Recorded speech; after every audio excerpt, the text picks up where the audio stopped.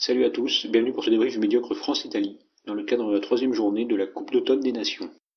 Si vous aimez ce contenu, pensez à vous abonner, à liker la vidéo, à activer les notifications en cliquant sur la cloche, et à commenter cette vidéo. Au sommaire, un petit bilan rapide de la nullité italienne, et un décortiquage du match à travers les prestations des joueurs français. La France s'est donc imposée 36-5 face à l'Italie, bonus offensif à la clé, et ira défier l'Angleterre en finale. Pour la centième de Nigel Owens, en tant qu'arbitre de champ d'un match international, les deux équipes ne lui ont pas fait un beau cadeau, livrant une prestation souvent pathétique et terriblement ennuyeuse. Sur les 25 premières minutes précédant l'unique essai italien, on a eu droit à 5 pénalités, 4 en avant, 2 coups de pied directs en touche, un bras cassé, aucune mêlée jouée, et au moins 2 séquences pénibles de ping-pong rugby imprécis.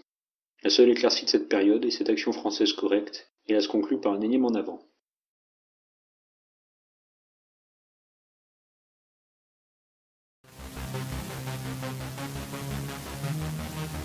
Je ne sais pas ce que les Italiens sont venus faire au Stade de France, sinon s'offrir une soirée tranquille vers Paris. Hormis leur essai à la 25e minute suite à une succession de percussions, pendant laquelle les Français ont joué à qui plaquerait le moins, les Italiens n'ont rien proposé, si ce n'est du jeu au pied à outrance, même quand le match était plié. C'est dire. Cette équipe, aussi nulle soit-elle, n'a même pas envie de jouer pour progresser. C'est navrant. L'Italie reste cette équipe qui multiplie les fautes idiotes, comme des en avant grossiers, 3 touches directes, des joueurs isolés dans les rucks, un jeu au pied sans pression sur l'adversaire, et un carton jaune évitable qui leur a coûté cher. S'il paraît sévère au premier abord, rappelons que les interceptions c'est comme les plaquages, si on met pas les deux bras, ça marche pas. Donc M. Owens a pris la bonne décision.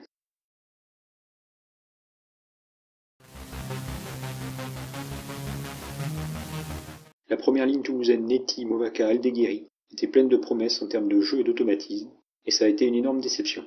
Les trois représentent à merveille la panne de jeu, entre autres à cause de mêlées où ils ont sans cesse été sanctionnés, et surtout le manque d'agressivité dans les zones de ruck, où on les a peu vus. Si Netti a été de nombreuses fois fautif en mêlée et transparent dans le jeu, Movaca et surtout Aldeguerri ont tenté quelques charges correctes. Leurs remplaçants, Collingar, Bobigny et Antonio, ont été plus à leur avantage en mêlée et dans le registre de la mobilité, à l'exception d'Antonio qui me paraît bien lourd pour le niveau international.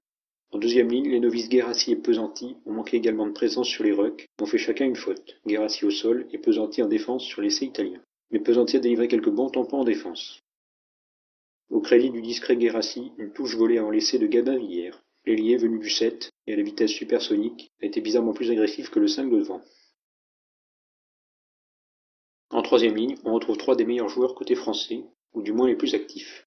Boucli a été quasiment impérial dans le domaine aérien en touche, quand Jelon misait sur sa puissance pour faire avancer les Bleus. Une faute concédée toutefois par chacun sur leur secteur de prédilection. Quant à Macalou, il illustre l'inconvénient d'être celui qui a tenu les Français à bout de bras en première mi-temps. Il s'est dispersé et a perdu en lucidité, commettant quand même 4 en avant et concédant une pénalité. Ses deux grattages et ses charges lui ont permis de se rattraper, et il finit sur une bonne note en concluant le dernier essai français. Des 23 joueurs sur la feuille de match, il me semble être le plus capable d'intégrer l'équipe A, condition de gommer ses approximations. À la charnière, les anciens partenaires à Bordeaux, Serin et Jalibert, ont eu beaucoup de mal à mener le jeu. Serin n'a pas été aidé par l'absence de soutien français sur les rucks. En défense, il se rate sur l'essai italien. Si Lascoran est opportuniste derrière un pack enfin plus consistant, il n'a pas vraiment pris l'initiative, et son capitanat est discutable. Même s'il a réussi à faire cesser l'apathie tricolore en défense, permettant aux Bleus de casser la dernière initiative italienne du premier acte et du match en général. Côté Jalibert, la stratégie jusqu'au boutiste de Galtier d'occuper le terrain ne lui convient pas. Si ses coups de pied sont lointains, il manque de précision. On a vu la différence lorsque Couillou et Carbonel sont rentrés. Ils ont tenté des choses, et ça a mis un peu de dynamisme au milieu d'un match terne. Les multiples coups de pied de Jalibert n'ont pas permis de servir convenablement les deux centres français. Danti a compensé sa frustration offensive par un essai tout en puissance, et un peu trop facile face à des Italiens endormis, et il a mis 2-3 cartouches en défense. Son collègue Jean-Pascal Barak a déçu. Il faut dire que quand on passe du jeu ambitieux de Clermont et du rugby à 7 à la purge de Galtier et la bite, c'est pas facile. Il a touché très peu de ballons et les a mal gérés, entraînant un avant très évitable, et un jeu au pied gonflant alors qu'une possibilité de relance s'offrait à lui. L'homme du match est logiquement Brice Dulin. Si je n'ai jamais été fan de ce joueur, il est ressorti du faible lot en s'investissant vraiment dans cette partie. Il a récupéré 2 de ses chandelles précises, n'a commis aucune erreur, et a surtout mis à mal 2 fois les Italiens sur des actions décisives. Son jeu au pied rasant à la 35e amène la mêlée qui a précédé l'essai de Danti, et il a intelligemment relancé la 61e, offrant l'essai à Teddy Thomas. Ce dernier est rapide, mais c'est bien à peu près tout. Son jeu au pied est assez navrant.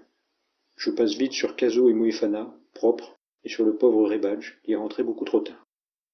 Merci à tous d'avoir regardé cette vidéo. Je vous donne rendez-vous la semaine prochaine pour le débrief d'Angleterre-France, avec je l'espère un match beaucoup plus intéressant à regarder.